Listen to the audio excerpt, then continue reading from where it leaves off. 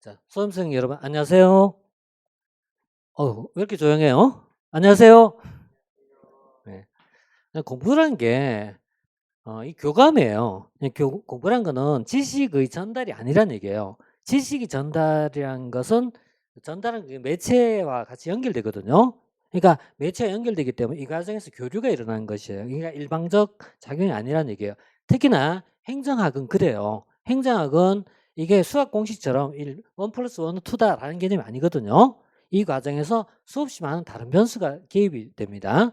이런 외부적 요인이 많이 개입되는데 우리가 이제 이 행정학이란 과목 속에는 배경적 지식이라든가 상황적 논리라는 게 많이 파묻혀 들어가요. 이런 부분은 어때요? 공감대가 형성이 돼야지 쉬워진다는 얘기예요.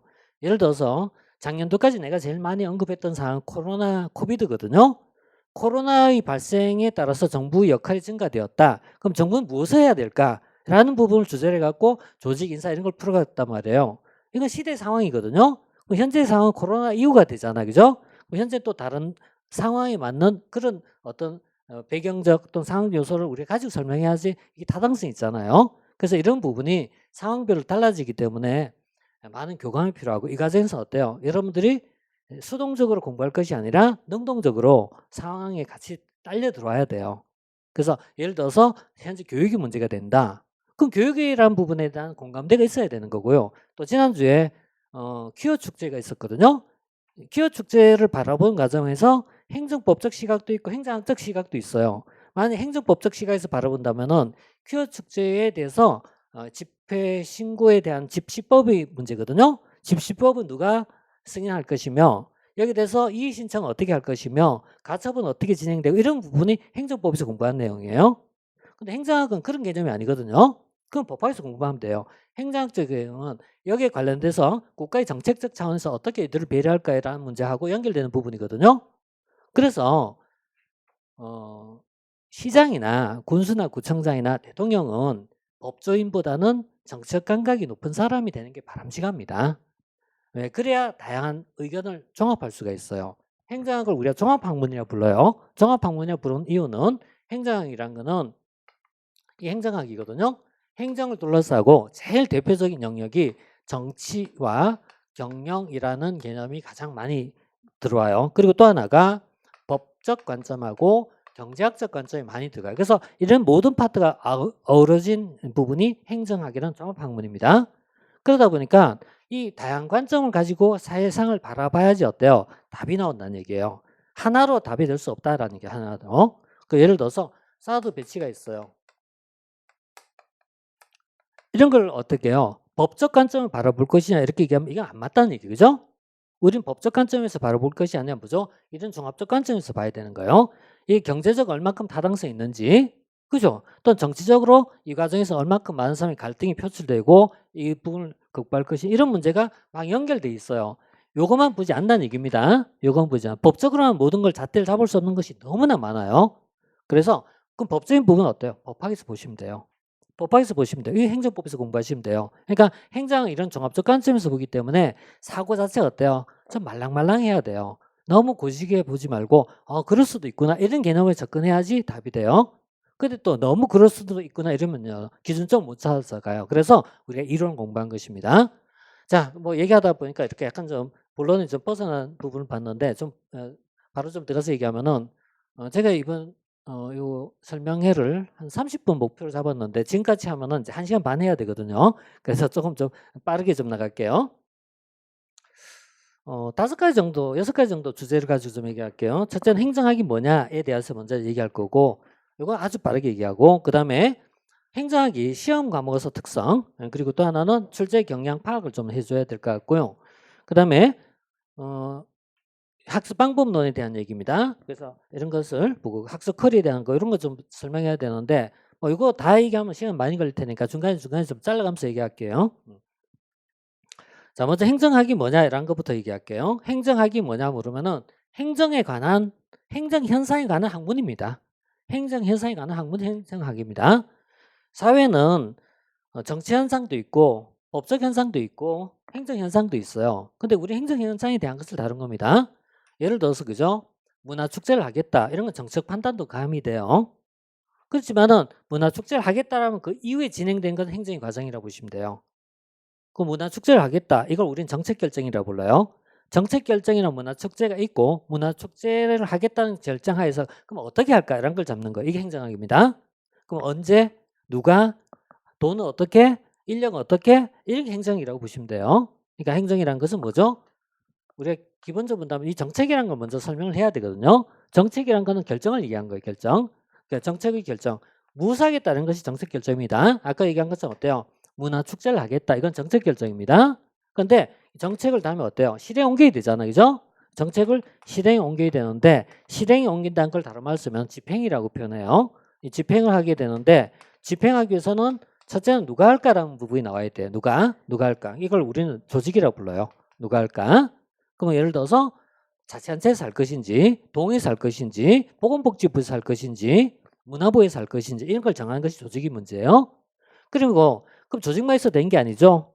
사람이 있어야 되겠죠. 그래서 여기 필요한 인력을 배치해야 돼요. 이게 뭐예요? 인사행정의 문제, 인사행정 문제고 그 다음에 조직도 인사도 있다고 되는 게 아니에요. 또 하나 제일 중요한 게 따라가요. 뭘까요? 돈이죠. 그죠? 이걸 재무라 부른 거예요. 저는. 그래서 재무가 있어요. 이 재무가 있는데 재무행정을 우리가 흔히 예산론이라고 불러요. 예산론이라고 부르는데 어쨌든 돈을 얘기한 것입니다. 그래서 이 세 가지가 어울려져 갖고 어때요? 이 정책이 구체화되는 것입니다. 이게 행정에서 다룬 영역이에요. 근데 이 정책 결정은 정치라는 현상하고 약간 맞물려 들어가요. 이게 정치와 맞물려 들어가요. 문화 행사를 대구시에서 내 마음대로 하겠다는 얘기 아니거든요. 그러니까 이걸 원하는 사람도 있고 또 원하지 않는 사람도 있을 거 아니겠습니까? 이걸 조정은 정치입니다. 그래서 행정은 정치하고 약간 아까 얘기한 접경을 이루는 영역이 있어요. 이게 바로 정책의 영역이에요. 정책의 영역에서 접경을 이루고 있습니다. 그리고 요 경영이라는 파트가 있어요. 이게 바로 얘기했던 집행하고 관련된 파트예요. 이게 집행에 관련된 파트가 여기 속합니다. 왜냐하면 기업이 이게 제일 잘해요. 기업이라는 조직은 기업을 관리한 것을 경영이라고 부르거든요. 기업 조직이 이게 제일 잘하거든요. 그래서 기업의 경영 방식을 행정에도 도입할 필요가 있다 이겁니다. 그래서 이런 내용은 경영하고 행정이 유사성을 가져요. 혹시 여러분들 경영학과 출신이라면은 행정 경영하고 똑같네? 라고 얘기할 수도 있어요. 이 파트 때문에.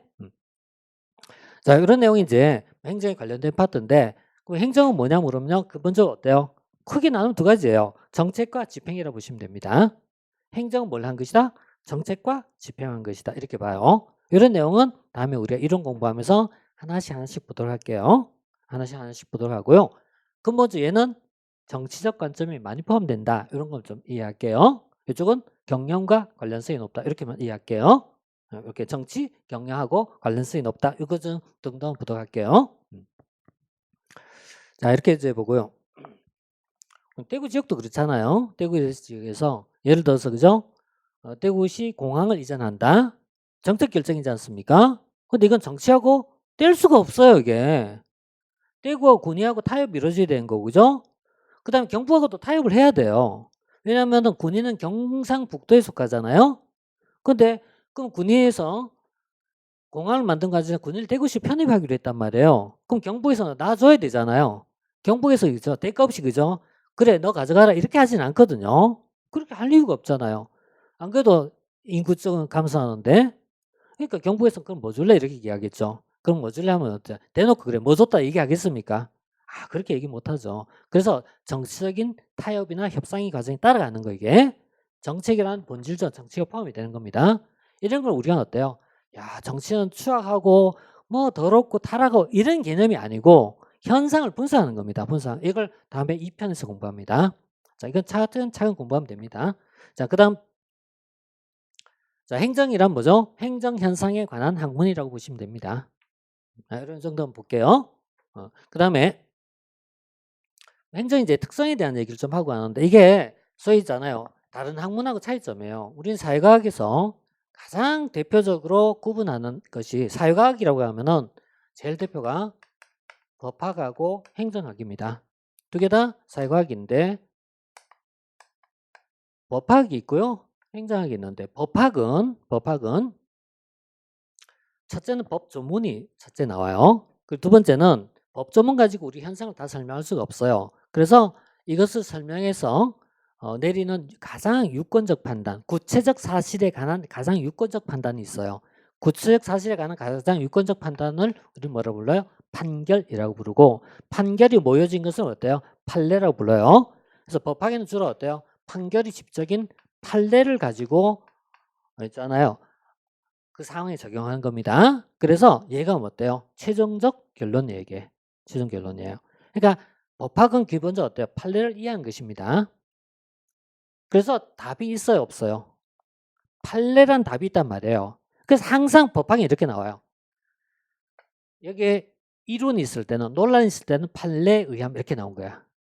얘가 최종적 판례는, 그러니까 판례를 이해하는 자체는 어려워요. 굉장히 어려워. 그렇지만 시간이 지나면 어때요? 결론이 있다, 없다? 있다, 이런 거예요. 그래서 시간이 지나면은 공부의 과정은 힘들지만 점수는 올라갑니다. 점수는 올라가고 다음엔 점수가 올라가고 안정화되기 시작해요. 물론 한 10%는 면역이 없는 학생도 있어요. 아무리 공부해도 도저히 안 되겠다는 학생도 있긴 있어요. 근데 그 학생들도 시험이 되더라고요. 무식하게 하니까 되는 거예요. 10회도 가면 됩니다. 예, 몰라도 10회도 가면 됩니다. 근데 알면 5회도 가면 됩니다.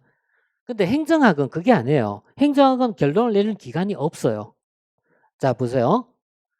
공항 이전이 잘했다, 잘못했다라는 판단의 결론이 뭐죠? 맞다, 틀렸다 말할 수 있나요? 없어요. 답이 없단 말이에요. 그래서 행정학은 답이 없어요. 유권적으로 내릴 수 있는 답이 없어요. 단지 어때요? 이 상황에 무엇이 적합하다라는 것을 얘기할 뿐이지, 상황의 적합성을 얘기할 뿐이지 이게 정답이 있지는 않아요. 그러니까 법학에서 판례가 OX 문제가 결국 나오는데 이건 그게 안 되거든요. 그래서 행정학은 논리라는 게 중요한 거예요. 논리. 이 과정에서 어떤 기준이 있어야 돼요. 이 논리거든요. 이 논리에 따라서 답을 찾아가는 과정이에요. 이 논리가 어떤 사람은 되게 쉽게 와닿고 어떤 학생은 되게 어려운 거야. 그래서 어떤 학생들은 행정학을 3회도 공부했는데 95점 나와요, 이게. 3회독이 아니라 첫 시험 쳐갖고 90점 받는 친구들이 있어요. 처음 시험 쳐갖고, 자, 내가 처음 공부했어. 처음 공부했는데 1회독 했는데 행정에서 90점 받았어. 야, 이건 뭐예요? 이 사회학에서 감이 아주 뛰어난 사람이에요. 정말 뛰어난 사람. 근데 어떤 친구는요, 5회독 했는데 아직도 있잖아요. 아직도 70점인 거야. 이런 거 배경 차이에 따라서 이렇게 차이가 많이 나요. 차이가 많이 나요. 근데 내가 바라는 관점은, 선생님이 바라는 관점에서는 어느 쪽을 더 중시 여기겠습니까? 엘리트 중심으로 갈까요? 대중을 중심으로 볼까요? 이게 선생님 딜레마예요. 엘리트 중심으로 가면 어때요? 답을 맞출 수 있는 감각을 팍팍팍 집어주면서 들어가면 받아들일 수 있다면 답이 되겠지만 못 받아들이면 이건 어때요? 꽝이에요, 이게. 그리고 또 하나의 문제는요. 이렇게 된 경우에 내가 점수 잘 나오잖아요? 그럼 두 번째부터는 어때요? 야, 내가 능력이 있구나라는 착각에 빠져요. 그래서 나중에 공부를 오래 하면 점수가 올라간 게 아니고 떨어지기 시작해요. 너무 많이 봐요. 너무 많이 봐요. 8개월째 되니까 점수가 떨어지기 시작한 거야. 1년 지나니까 더 떨어진 거야. 재수하면 점수 떨어진 것처럼 점수가 더 떨어지기 시작한 거야, 이게. 이런 문제가 발생. 그래서 나는 늦더라도 이렇게 가는 걸 과정을 기본으로 잡고 갈 거예요. 이렇게 잡고, 그중에서 좀 빨리 가시는 분들은 달리 가면 돼요. 빨리 달려가면 감이 잡힌 사람은 스스로 알아요. 이때는 어떻게 하죠? 그 다음에 내가 설명한 커리 따라갈 필요 없어요. 따라갈 필요 없이 어때요? 빠른 속성 커리를 얘기할게요. 속성 커리를 얘기하고, 나는 보통 일반인이 할 수 있는 커리를 얘기할 거예요. 일반인. 그래서 이렇게 두 가지 커리가 있다, 이렇게 볼게요. 근데 이런 이유는 뭐죠? 이런 거하고 연결됩니다. 행정학은 뭐가 연결된다? 출제 범위가 정해져 있지 않아요. 학이라는 과목은 다 그래요. 모든 학은 그래요. 학이란 학자 붙었잖아요. 학이라는 과목은 출제 범위가 없습니다. 출제 범위가 없다는 얘기는요. 얼마 전에 대통령이 킬 문제 얘기를 했더라고요. 킬러 문제 얘기했는데 행정은 다 킬러 문제입니다. 어떤 관점에서 보면은. 왜냐면 책이 없는 게 대부분이니까요. 그런데 책에서 있는 부분이 그래도 한 80% 나와요. 책이 없는 부분이 20% 나와. 이거는 누가 해도 어쩔 수 없는 부분이에요. 이런 부분이 존재하는데 행정 그 기본적 킬러 문항 항상 있다고 보시면 돼요. 그 왜 그렇게 넣었나 이렇게 물으면 답이 나올 수 없지, 그죠? 킬러 왜 넣었습니까? 이렇게 물으면 어때요? 시험의 목적은 합격을 위한 것이다. 떨어뜨리기 위한 것이다. 떨어뜨리기 위한 것이다. 이렇게 얘기하기 때문에 어쩔 수가 없어요. 자, 그 다음 두 번째가요. 배경 지식입니다. 이 배경 지식에 따라서 워낙 편차가 심합니다. 그래서 가능한 배경 지식을 공유하려고 합니다. 대표적으로 입법국가는 행정국가는 이런 말 쓸 겁니다. 이런 배경 지식을 가지고 봐야지 있잖아요. 체계가 되는 거예요. 체계. 딱 어려운 거 아니에요. 행정학은 국가론만 이해하셔도 행정이 절반이 끝납니다. 입법국가, 행정국가, 신행정국가 세 가지 말면은 행정학은 절반을 합니다. 절반을 하면 공부가 이미 되는 거잖아요. 자, 그 다음에 제도의 변화 이런 거 볼게요. 제도의 변화. 제도의 변화가 있는데요. 제도의 변화라는 게 굉장히 많아요. 그래서 이 제도 변화가 뭐 지금은 그렇게 많지는 않지만은 또 이건 자주 생깁니다. 그래서 뭐 정부 조직이 바뀌거나 또는 공무원 인사 제도가 바뀌거나 또는 연금 제도가 바뀌거나 이런 내용이 반영이 됩니다. 반영이 됩니다. 자, 이렇게 보시고요. 영역별 출제 경향에 대한 분석을 조금 하고 갈 건데 이게 분석이 큰 의미는 없어요. 이게 무슨 얘기냐면 처음엔 중요합니다. 처음엔 엄청 중요합니다. 처음에는 1편에 몇 문제 나왔다, 2편에 몇 문제 나왔다 중요합니다. 나중에 시간이 지나면은 그렇게 중요하지 않아요. 그렇지만은 자, 국가직은 최근 5년간 기준을 봤을 때 평균 문항이 있어. 1편에서 2.5문항이 나왔고 2편에 가면 4.5문항이 나왔고 3편에 4.5 정도가 나왔고 인사행정에서 3.5가 나왔고 재무가 3문제 그리고 지방이 2문제 이렇게 나와 있거든요. 이게 크게 벗어나지 않는다는 얘기예요. 그럼 이게 그 다음에 보면 지방직으로 넘어가서 볼게요. 지방직 볼게요. 지방직은 어때요? 지방직이죠. 지방직은요 2.8이죠. 그 다음에 2편 정책학이 4.2죠. 3편 조직이 3.8이니까 조직이 조금 적다라는 건 알 수 있겠다. 그죠? 조금 적다. 그죠? 조금 적고 그 다음에 인사행정은 뭐 비슷해요. 비슷하고 재무도 비슷해요. 비슷하고 환류는 어차피 한 문제 이해하기 때문에 이건 뭐 기본 내킴 나오고 하기 때문에 그게 중요하진 않아요. 지방행정이 조금 높죠. 그죠? 요게 차이점이에요. 그러니까 정책과 조직에서 한 반 문제가 이쪽으로 넘어가요. 넘어갔고 지방행정의 비중이 조금 더 높아요. 조금 높아. 근데 국가직도 이제는 지방행정이 높아갖고 이거는 포기하면 안 돼요. 나중에 공부하면 7편 지방행정은 대부분 다가 공부를 잘 안 해요. 왜 안 한다? 뒤에 있기 때문에.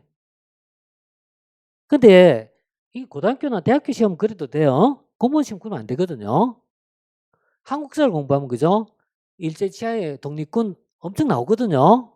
근데 대학에서 공부할 땐 독립군이 무슨 독립군이에요? 구석기 시대 뼈 줍다가 끝나잖아요, 이게. 모든 시험 과목은 골고루 공부해야 돼요. 골고루 공부가 하기 때문에 이 분포의 비율을 맞춰서 하셔야 돼요. 자, 그래서 이건 참고로 보시고 이런 건 처음에 공부할 때 2회도까지는요. 교재에다가 목차에다 써세요. 써놓으세요, 이거를. 그래야 동기부여가 됩니다. 1편에 세 문제 나왔구나. 이렇게 동기부여되는 거예요. 동기부여되기 때문에 이거는 적어 두셔야 돼요. 적어 두셔야 되고.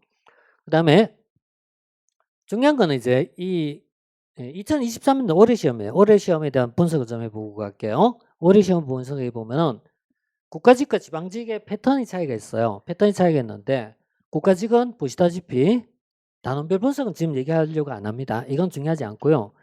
난이도와 빈도에 대한 얘기 좀 하려고 합니다. 난이도 빈도가 있는데 이게 무슨 얘기냐면은 난이도 어렵고 쉬운 걸 얘기하잖아요. 그죠? 그리고 출제 빈도는 얼마큼 자주 나오냐 이런 문제예요.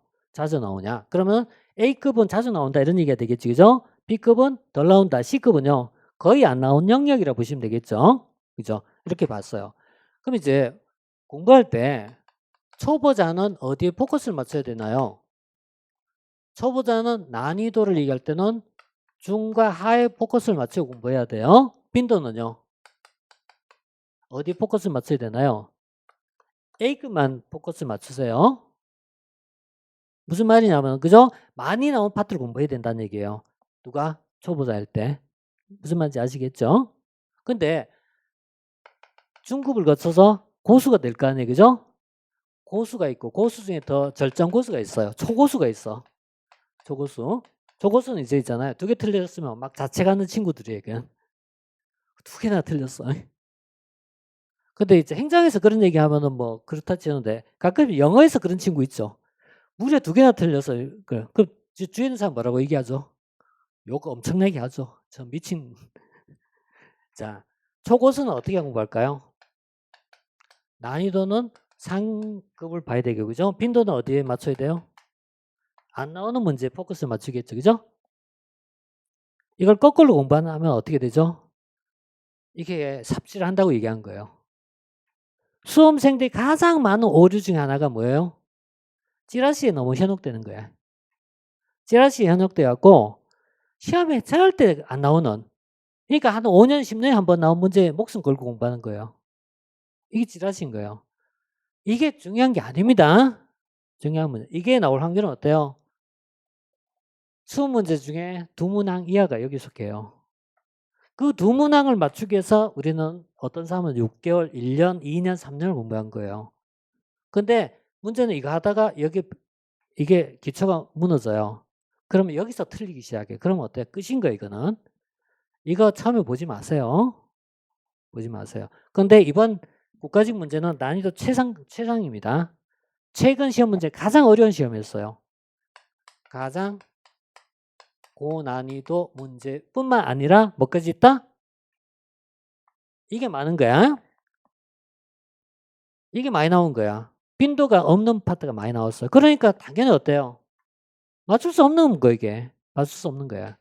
이런 문제가 많이 나왔기 때문에 그럼 커트라인 떨어져요. 괜찮아요. 커트라인 떨어지면 난 틀려도 돼. 틀려도 돼. 예, 너무 여기 목숨 걸지 말라는 얘기예요. 목숨 걸지 말고 이거 얘기하려고 한 겁니다. 이거 좀 명심하세요. 순서 거꾸로 공부하면 안 됩니다. 그래서 처음에는 많이 나온 걸 공부하세요. 많이 나온 거 어떻게 합니까? 그게 선생님이 하는 거잖아요. 그죠? 그래서 대부분 선생님들 이걸 얘기할 거야 아마. 지방지는 이와 정반대가 됐어요. 지방지는 전단들 보시다시피 어때요? 빈도가 가장 많이 나온 영역에서 출제가 됐죠. 그러니까 이건 누구나 공부한 영역에서 시험 출제됐고 예외적 문제는 3문제밖에 안 됐다는 얘기예요. 예외적 문제가 3문제인데 난이도 3문제 이게 겹친단 말이에요.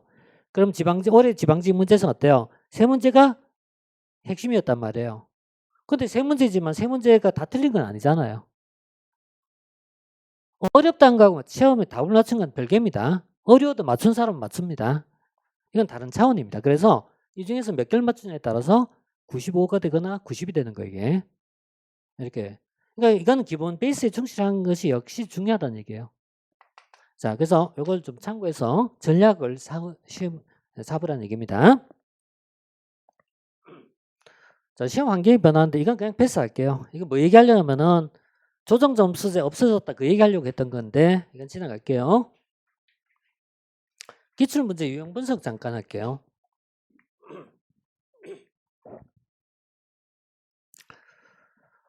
대부분의 문제는요. 사실 대부분 문제는 개념 잡는 겁니다. 개념을 잡는데 개념을 설명하거나 특성을 비교해서 설명하거나 또는요 내용을 분류하거나 이걸 보통 우리가 종류라고 불러요. 종류. 시험 문제 가장 많이 나온 게 이겁니다. 조직의 유형, 공직의 분류, 예산의 종류, 지방자치 유형 이런 식으로 표현을 써요. 정책인 정책 유형 이렇게 불러요. 제일 많이 나온 거 이게. 제일 많이. 이거는 무조건 있잖아요. 최소한 2문제나 3문제 나와요. 늘 나온 거 이게. 나온 거고. 그다음에 개념 그리고 이것도 사실 개념이거든요. 이것도 개념 정리한 거거든요. 그래서 사실은 어때요? 개념형이 대부분이라고 보시면 돼요. 개념형이 대부분이고요. 그다음에 법령 제도에 대한 문제가 한 문제 정도씩 포함됩니다. 이건 많이 나오진 않아요. 한 문제에서 2개 정도가 나와요. 그리고 아까 얘기했던 킬러. 6번째 킬러 문제는 이 킬러죠. 그죠? 킬러 문제는. 이거는 사실은 출제위원을 이걸 맞추면 출제위원을 욕배이는 거예요. 출제위원이 마음에는 이건 제발 틀려라라고 얘기한 거예요. 그러니까 이런 거 맞추면 안 돼요. 그래서 이런 거 맞추면 어때요? 야, 난 덤으로 더 맞았다 이렇게 보시면 돼요. 기분 좋잖아요. 그렇게 생각하시면 돼요. 이거 맞추려고 애쓰지 마세요. 틀린 거 틀려야지. 자, 이렇게 이제 보시고요. 그러면 이제 하나씩 볼게요. 이제 대표적인 이런 케이스입니다. 이건 올해 국가직 문제예요. 약간 제네시스 집단 사고라는 말이 있어요. 이런 말이 있는데 이런 말은 용어를 알아야 되거든요. 집단 사고가 뭔지를 모르면 풀 수 없는 거예요. 근데 집단 사고는 부정적 의미예요. 부정적 의미.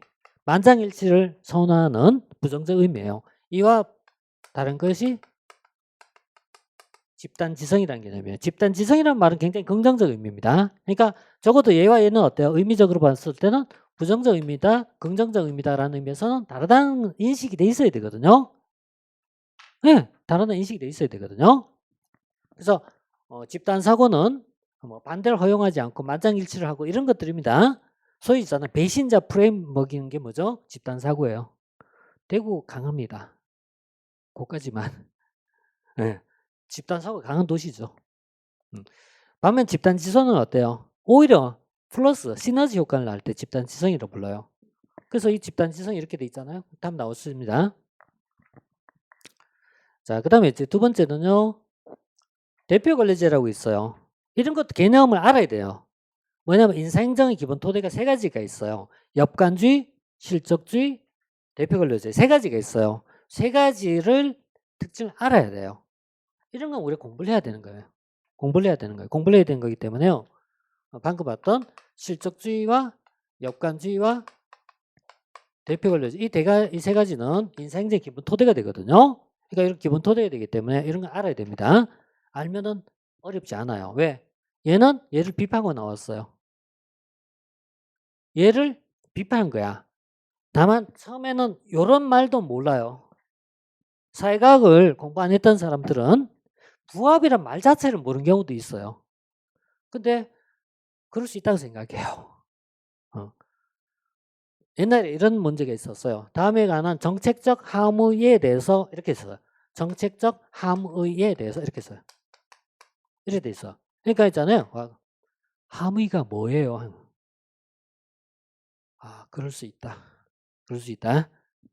부합이란 말도 마찬가지예요. 부합이란 말은 얘가 비판하고 나온 거야. 비판하고 나온 걸 부합에 부르지는 않습니다. 그냥 비판이라고 부르지. 부합이란 말은 일치한다는 얘기, 일치한다. 이런 내용이에요, 이런 거. 이런 거는 책에 있는 게 아니잖아요. 책에 있는 게 아니잖아, 그죠? 그래서 행정학은 이론 반이지만 독해력이 반입니다. 독해력은 자꾸 공부해야 됩니다. 문제를 풀지 않으면 절대 알 수 없습니다. 이론 백날 잘해도 독해력이 뒤따라가지 못하면 어때요? 꽝이에요. 뭘 묻는지를 모르는 거야. 뭐 물었죠? 이런 거예요. 자, 특성 비교한 겁니다. 이거는요, 얘와 얘의 뭐죠? 차이점, 유사점입니다. 이런 것도 많이 묻는 스타일이에요. 그러니까 행정과 경영은 유사점도 있고 차이점도 있어요. 차이점이 뭡니까? 이렇게 묻는 거예요. 이게 개념입니다. 역시 개념인데 개념과 특징입니다. 그래서 비교하는 겁니다. 그래서 비교하는. 그래서 얘와 얘는 뭐가 다릅니까? 이거예요. 차이점. 구분한다고 되어 있잖아요. 구분이라는 말은 차이를 얘기하는 거예요. 차이점. 차이점은 뭘까? 이거 묻는 것이죠.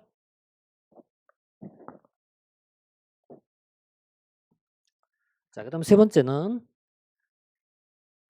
내용 분류형이에요. 내용 분류형인데 아까 얘기했던 것은 어때요? 카테고리를 묶어내는 거 이게. 카테고리를 묶을 때 이거는 인사행정에서 나오는 파트예요. 우리 인사행정을 공부하면은 내용 이론과 과정 이론을 이렇게 크게 나눠져요.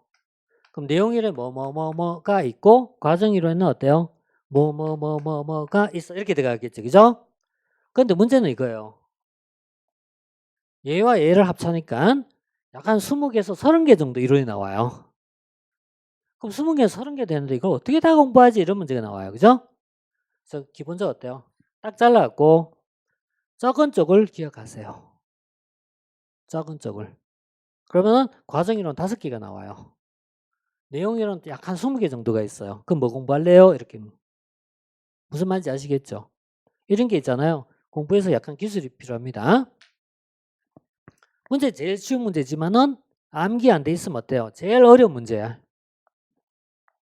이게 양극이야 이게. 그래서 나는 이거 분류할 때 애매한 거야. 분류할 때 이런 거 나는 쉽다고 생각하거든요. 또 수험생 아닐 수 있잖아. 자, 그다음에 역시 개념 정리한 건데요. 개념 정리하다 보면은 핵심적 부분에서 용어 말 바꿀게요. 자, 지금은 개념이 뭐죠? 사회학적 신제도주의 이런 겁니다. 사회학적 신제주의는 무엇을 중시한다 이런 얘기거든요. 문장을 따지면 이런 얘기예요.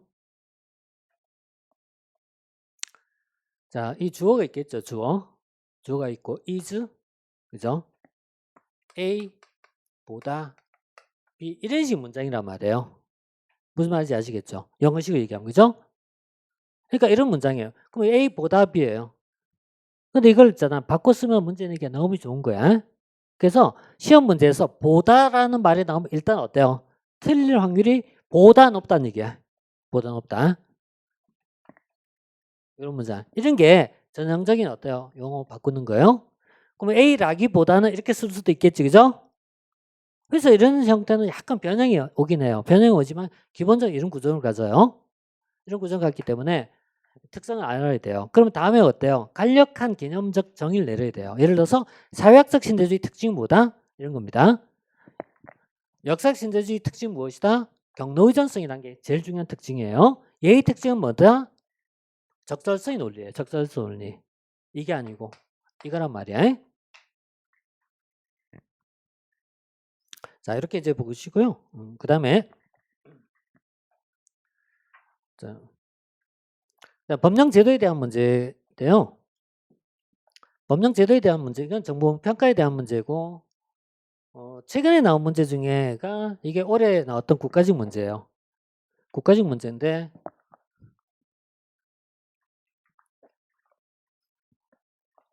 오늘 이제 이론 수업하면서 인사위원회라는 걸 공부했거든요. 중앙인사기관을 공부했거든요. 인사위원회의 인사위원은 누가 될 수 있나 없나 이런 얘기예요. 이게 법령에 대한 문제예요.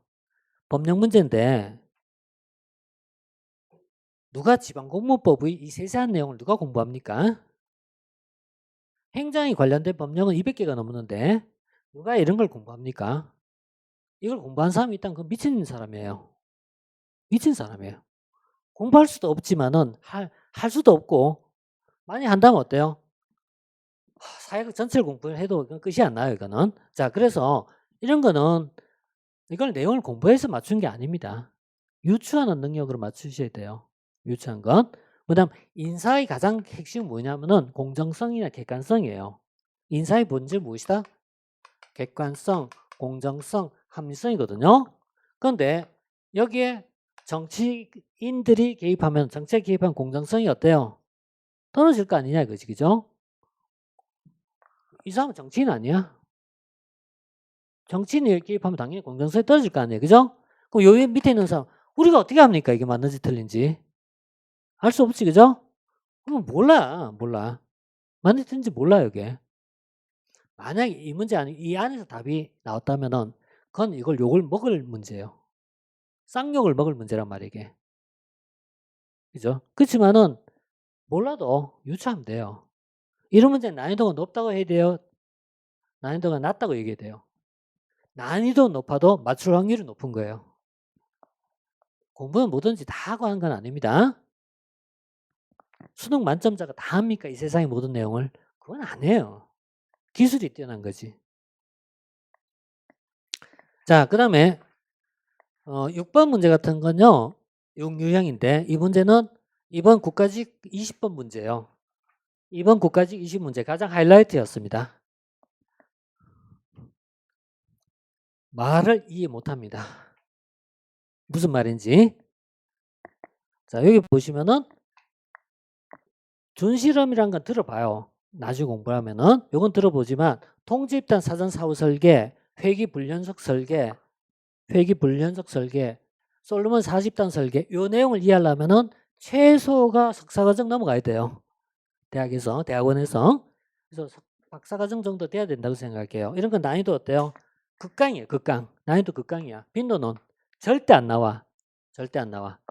이런 문제는 다음에 출제될 확률이 있다 없다? 없어요. 그냥 버리세요. 버리고 이거는 고민하지 말고 빨리 판단해야 돼. 어차피 푼다고 알 수가 없어요. 푼다고 알 수 없어. 그런 거 어때요? 난이도 조절형 문제이기 때문에 버려야 돼요. 대신에 어때요? 여기 빨리 버리고 다른 과목에서 당겨야 돼. 영어 독해 더 시간 할애해야 돼요. 전략입니다. 전략입니다. 공부는 우직하게 한다고 잘한 게 아닙니다. 방법론도 중요합니다. 물론 방법론만 뛰어난 친구도 있습니다. 그거는 그래요. 그렇지만은 방법론도 알아야 됩니다. 자, 이렇게 해갖고요. 유형 분석할게요. 이렇게 하고 그다음에 이거는 있잖아요. 수험 전략에 대한 문제는 이게 인문입니다. 인문. 이게 인문입니다. 인문은 뭐죠? 용어 파악입니다. 용어 파악이고 용어 파악과 흐름 파악입니다. 용어 흐름 파악인데요. 사회과학은 전문 용어를 익히는 겁니다. 그래서 전문 용어를 익히는 과정이기 때문에 이거는 입문 단계에서부터 기초까지 형성되는 과정에서 꼭 공부해야 돼요. 해야 되고 그다음에 많이 보세요. 여러 번 자세히가 아니고 여러 번 보세요. 무조건 어때요?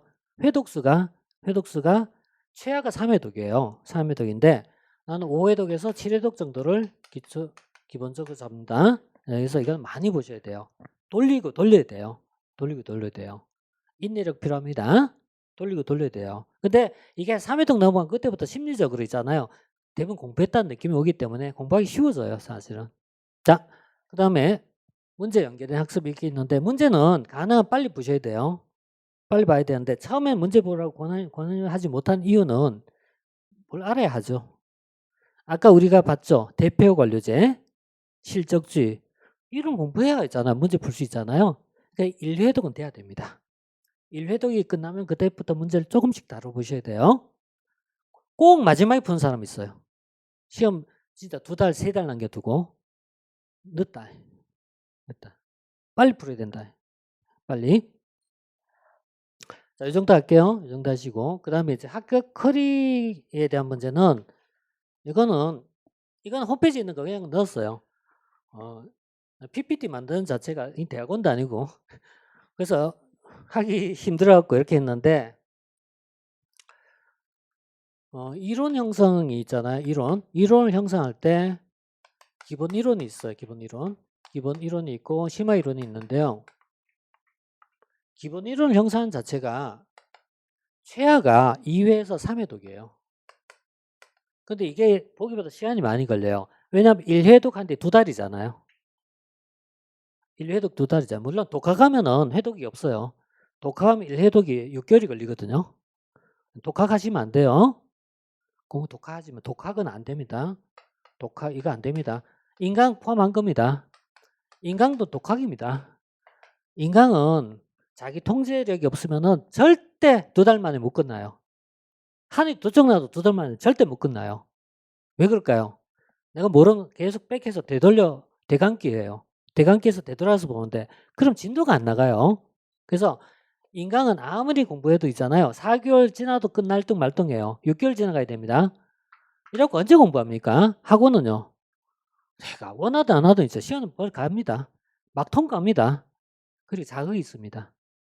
자극입니다. 보이지 않는 자극이 있어요. 그래서 가능하면 그렇지만은 누가 원해서 아니 어쩔 수 없이 이렇게 해야 될 경우 있잖아요. 그죠? 이때는 학원에서 한 커리대로 있잖아요. 맞춰서 공부하세요. 그냥 맞춰서 하시고 그래서 오늘 진도가 있잖아요. 오늘 진도가 예를 들어 6주차 진도가 6주차에서 인사행정이야. 그럼 인사행정을 만약 6주차 못했으면 어때요? 패스해야 돼요. 그냥 건너뛰고 그 다음 넘어가셔야 돼요. 그렇게 안 하면 절대 못 끝납니다. 그래서 가능하면은 실강을 하시고 안 되면은 어쩔 수 없죠 뭐. 자, 그래서 이렇게 하면 이게 4개월에서 6개월이 걸리는 거예요. 그리고 나서 심화 개념이 들어가는데 심화라는 게 난 따로 있다고 생각하지는 않아요. 문제를 풀면서 심화가 잡혀요. 이거 문제를 풀어야 합니다. 이론 심화 100번 해봤자 소용없어요.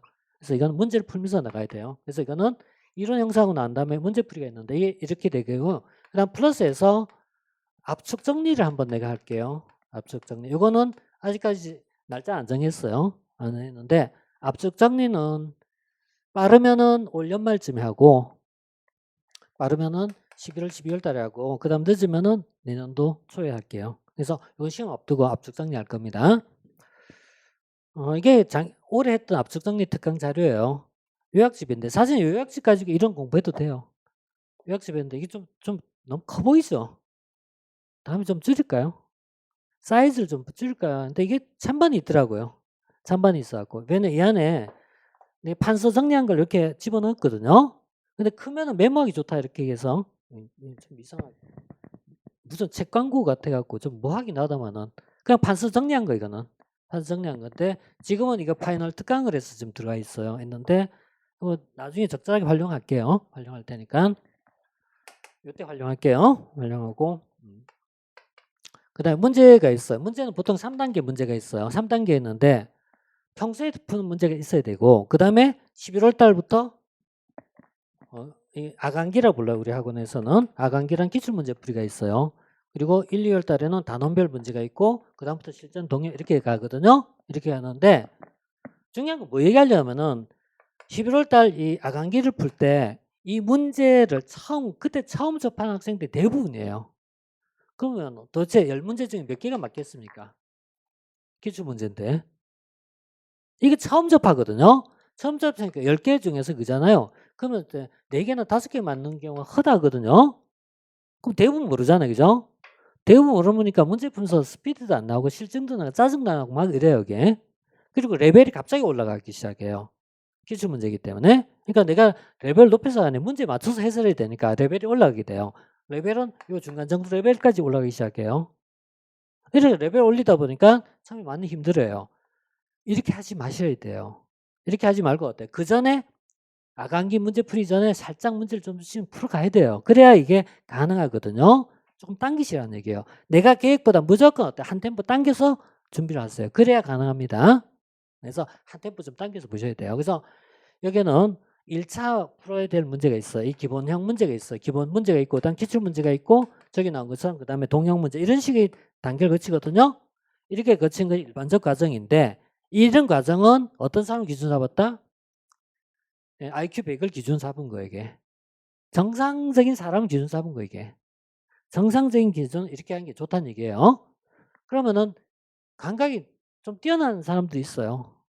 홍길동도 아니고 그죠? 하나만 들으면 바로 아는 사람도 있어요. 이런 사람들은 어때요? 그냥 동영어 바로 가세요, 그냥. 요건 해야 돼요. 기출문제 이건 분석해야 돼요. 요거 하고 나서 동영어 바로 가세요. 중간까지 건너뛰어도 됩니다. 근데 그거는 어떻게 하죠? 내가 알아요, 내가. 내가 알아. 문제를 보면 알아. 문제 보면은 풀리면은 하면 되는 거니까 어렵지 않아요. 그래서 이렇게 한 경우가 있어. 이런 거는 확률적으로 본다면은 한 10% 이내의 수험생만 해당됩니다. 정상적으로 가신 게 제일 무난합니다. 무난하고요. 공부하다 보면은 내가 잘 모르고 지치고 짜증날 때 있어요. 이런 그게 4개월째부터 나와요. 슬럼프가 시작돼요. 내 머리가 못 따라가는 것 같은 느낌이 들어요. 용량이 부족하다는 느낌이 들어요. 아주 정상입니다. 아주 누구나 그 과정을 거칩니다. 그래서 이걸 이겨낸 사람이에요. 공부는 머리가 아닙니다. 인내력입니다. 머리 좋고 나쁘면 크게 영향을 안 줍니다. 어차피 모릅니다. 머리 좋아도 모르고. 이해 속도 좀 빠르긴 해요. 근데 그것도 한계가 있어요. 그래서 기본적으로 어때요? 끈기 있는 사람이 잘한 겁니다. 마지막으로 콩나물 시루 얘기를 좀 하고 끝낼게요. 옛날에 콩나물이 있었어요. 콩나물을 집에서 기른 적이 있어요. 콩나물이 어떻게 하냐면은 시루가 있어요. 시루가 뭐냐면은 이런데 콩을 넣어요. 콩을 넣어요. 콩을 넣고 물을 부어요. 근데 이게 하루 이틀 지나도 아무 표시가 없어요.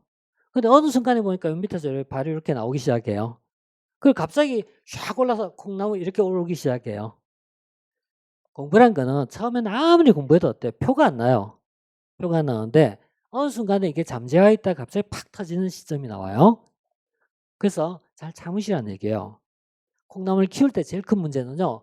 보자기를 이렇게 덮어서 씌워요. 햇볕이 들어가지 말라고. 이걸 자꾸 뚜껑을 열면 어때요? 이게 색깔이 바래요.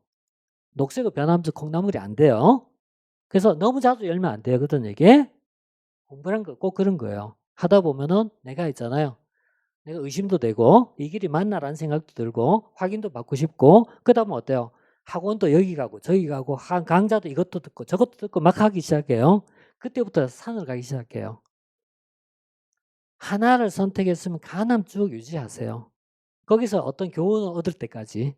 근데 1편 공부하다가 아유 나 도저히 무슨 말인지 못 따라가겠어. 그래서 다른 걸 바꾸고 나면 어때요? 똑같이 오류가 나와요. 똑같이 또 있잖아. 보자기를 여는 거야. 그래서 몇 번 열다 보면 결국 어때? 산을 갈 수가 있습니다. 너무 있잖아. 이런 거 왔다 갔다 하지 마시고요. 그냥 한 군데 쫙 앉아갖고 묵직하게 공부하세요. 넉진하다 보면요. 어느 순간에 물미가 튈 때 있어요. 기다리면 됩니다. 그러면 누구나 될 수 있습니다. 정말입니다. 실천을 못해서 그렇지. 자, 여기까지 해서 오늘 설명을 마치겠습니다. 수고했습니다.